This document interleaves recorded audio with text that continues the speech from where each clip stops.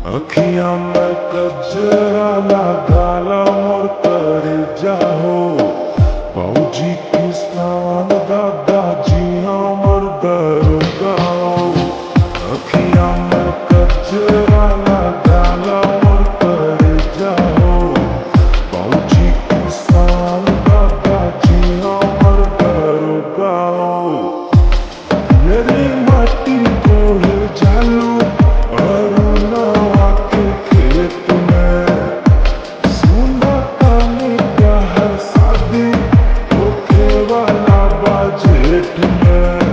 जाए से पहले गो चुम्मा हमके दे जाओ।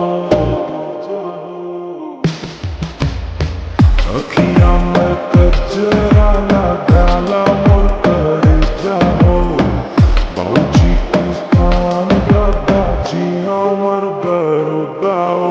निकतान के तू जालू खरियानी में खेत में हम धान रोपू क्यों भर पानी में चढ़ले जवानी में करे जाके हैं घूमा तारू हो। हे चिंटुआ के माई है न सुना तारू हो। देखा अपना बेटी के बिगड़ गई बिया तो बाढ़ के पानी के लखा बढ़ गई बिया। टूटा में बाना ना तो भैंसी तुरा जाई झूठो के केस हुई पुलिस थाना आ जाई। हे बारू हो हमार फोन तो उठाओ ना मिले कब मन कभी पियरा में आवाना।